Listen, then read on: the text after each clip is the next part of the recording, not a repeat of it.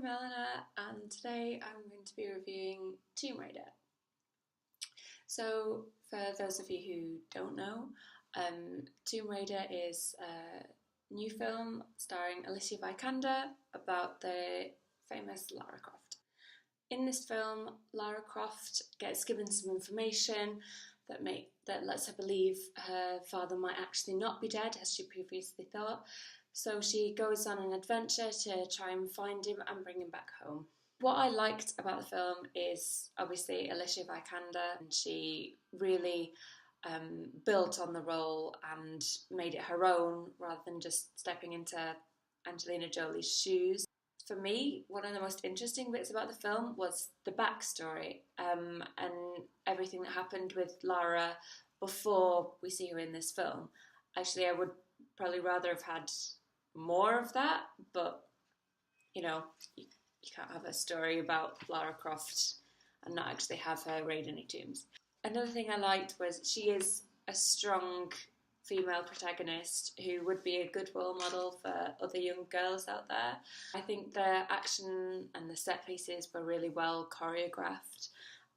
There were never any annoying shaky cam bits where you had no idea what was going on. Normally it was done in a very clear, very concise way, so you always know who's winning and who's doing what. Recently we've not had a very good run of video game movies, so it was really nice to see one that was actually good and enjoyable and had a plot that you could follow and one that I would happily watch again. Although it wasn't without its cons. The main villain was a bit weak in that I didn't entirely believe his motives. There wasn't that much power behind them. He was clearly a powerful bloke. He had clear objectives, but the motive behind those objectives and the emotion just wasn't there. There are only really two female characters in this film, Lara Croft and then Kristen Scott Thomas. She has less than 10 minutes of screen time. So really, although there's a really strong female protagonist, the rest of the characters are still men.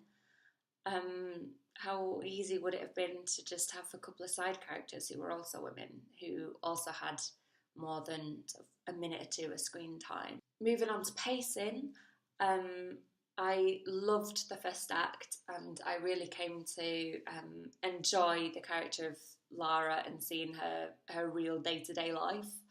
I thought the third act was really well paced, the action was really good, and I got really invested in the story, whereas the film seemed to have a saggy belly. The second act just dropped all the emotion, all the tension. It was just there for backstory and for setup of things that are later to come in the third act.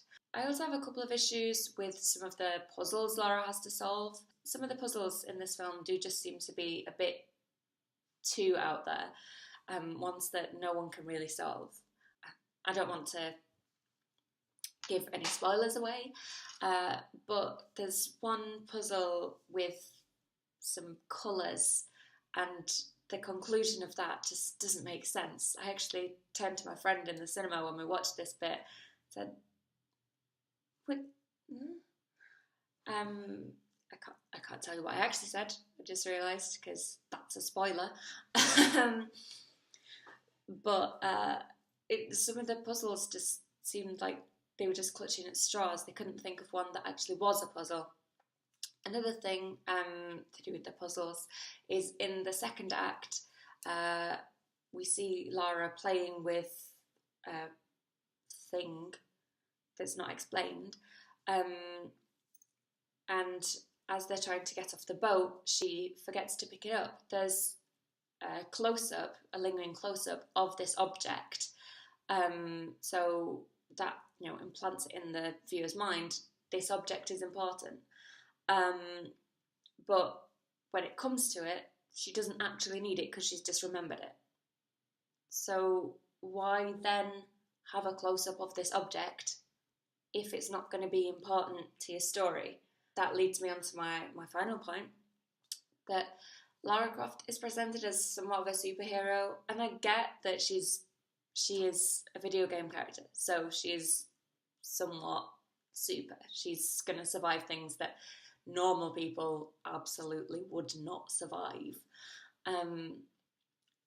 But still, I think, in this day and age where we're so saturated with superhero films and TV shows, it'd be nice to have a hero that does have a hindrance, that she's not completely indestructible.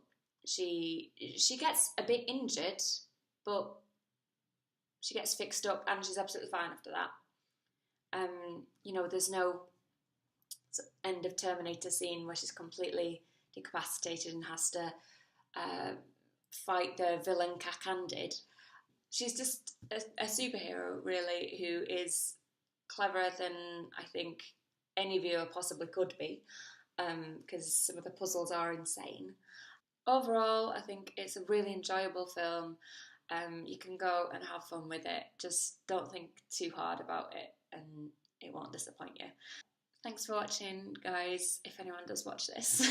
And if you did like it, please leave a like. If you want to see any more videos that I might do, any more film reviews, then click the subscribe button. And I guess I'll see you when I next watch a film. Bye, guys.